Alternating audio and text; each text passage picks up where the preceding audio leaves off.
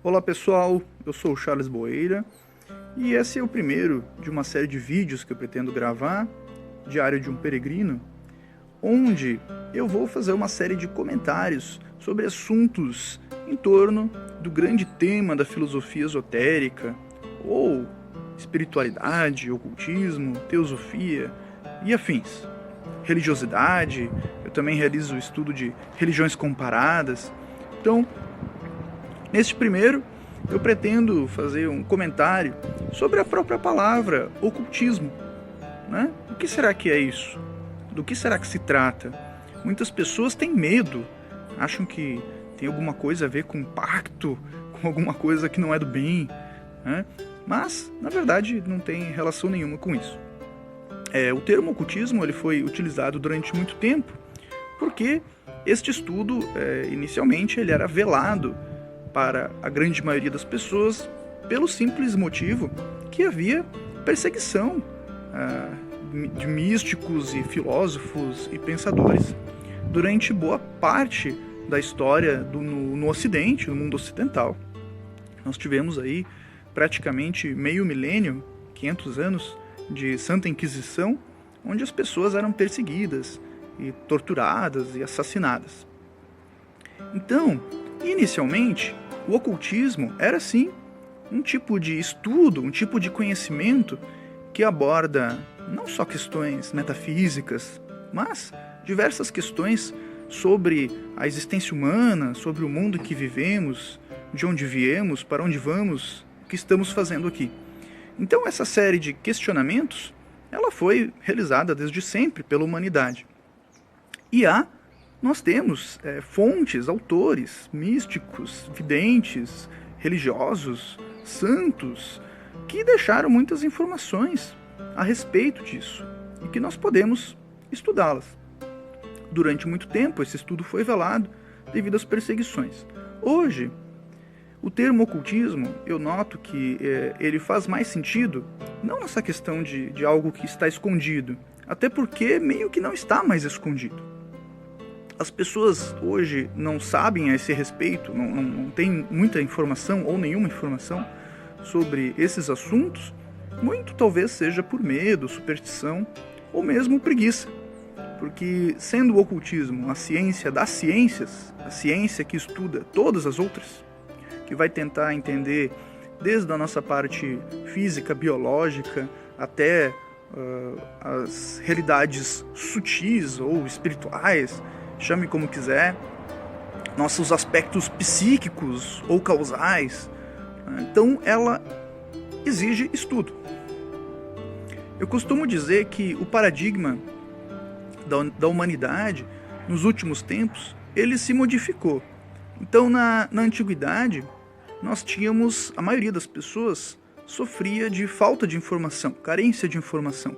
Mesmo que você quisesse estudar esses assuntos, você teria que encontrar uma escola de mistérios, uma escola mística, teria que ser aceito. Primeiro encontrar já não seria fácil, porque não era um assunto divulgado, e depois você teria que ser aceito ainda, né?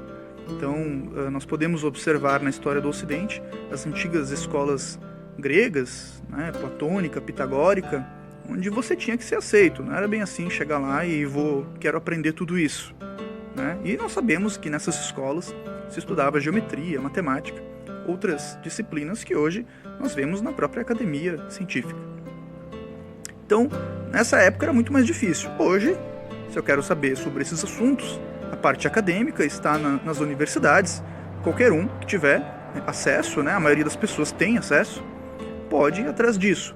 E mesmo esses assuntos mais metafísicos, eles também estão disponíveis.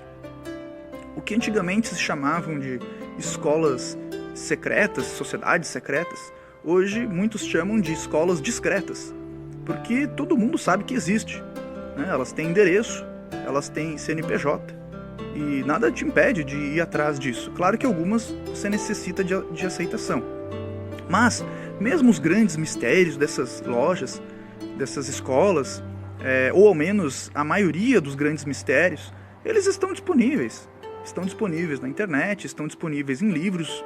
E eu nem falo de livrarias místicas, mas na própria livraria normal, na Saraiva, você encontra muitos livros sobre maçonaria, por exemplo, sobre Rosa Cruz, sobre teosofia, que é a linha de estudo que eu mais simpatizo e que considero a mais esclarecedora, que eu tive acesso, ao menos. Então vemos que o paradigma realmente mudou. Nós tínhamos antes escassez de informações. Hoje o problema é outro. O problema é que nós temos excesso de informação. E temos, como é de se esperar, muita informação ruim. Como a espiritualidade, eu costumo dizer que hoje meio que virou terra de ninguém, porque como o grande público ele praticamente não sabe nada a esse respeito, porque nós não temos um histórico no Ocidente de qualquer aprendizado espiritual. Nós temos, claro, a religião dogmática, onde você só tinha que aceitar, você não tinha que entender nada disso. Ao contrário do Oriente, onde as tradições são mais filosóficas e mais como um estilo de vida. Aqui você só tinha que aceitar. Então, ou você era materialista e não acreditava em nada disso, ou você aceitava o que a instituição religiosa falava e pronto. Agora que nós temos a liberdade para tentar entender tudo isso, a maioria das pessoas não tem informação nenhuma, não tem base nenhuma sobre isso. Então elas acabam caindo, né, no conto do vigário, como dizem. Qualquer um tem um bom orador, um bom escritor, pode escrever qualquer coisa a esse respeito, e se forem informações agradáveis, vai ter público, vai ter aderência, mesmo que não sejam informações verdadeiras, justamente por essa falta de conhecimento básico. Então eu recomendo, quem quer começar a estudar sobre esses assuntos, que procurem fontes confiáveis. Eu acho que esse é um dos principais motivos que me atraiu na Sociedade Teosófica, entre muitos outros, claro, mas o fato de ter um pouco de critérios. Hoje eu vejo que o estudo espiritual ele virou terra de ninguém. Qualquer um inventa um método, uma terapia, todo dia surgem coisas novas, né? Workshops caríssimos de fim de semana, onde você gasta dinheiro com isso. Claro que não tenho nada contra o dinheiro, né? Você pode fazer um evento e cobrar hospedagem, por exemplo, você pode remunerar um palestrante sobre um tema que a pessoa dedicou a vida pesquisando aquilo ali, não vejo problema nenhum com isso. O problema é quando as informações não são verdadeiras mesmo. Então, quando você está prometendo coisas que não existem ou não tem como se cumprir, estamos nos aproximando muito do que as instituições religiosas fizeram, só que com um outro formato, um formato com a bandeira, né, do holismo. Que o holismo ele é uma característica da Era de Aquário. Depois eu vou fazer um outro vídeo falando um pouco sobre a Era de Aquário, também tem muito mal entendido sobre esse assunto, mas o holismo e a Era de Aquário, ao mesmo tempo que nos libertaram das instituições religiosas, ao mesmo tempo que solucionaram um dos problemas, dando autonomia para as pessoas pesquisarem e indo atrás do próprio conhecimento, ao mesmo tempo também criou um outro problema, que deixou as pessoas sem referência nenhuma. Porque se eu posso acreditar em qualquer coisa, então é mais fácil eu acreditar naquilo que me convém. Eu acredito nisso porque eu quero acreditar. Aquilo ali me incomoda um pouco, eu não quero encaixar na minha vida. Então essa não é uma busca pela verdade das coisas,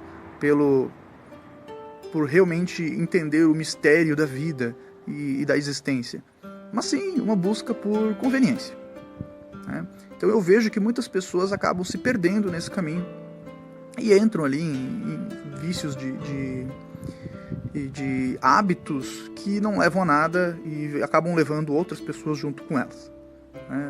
Cegos, literalmente cegos guiando cegos, como diz o ditado. Tem um outro ditado que diz que se conhece uma árvore pelos frutos.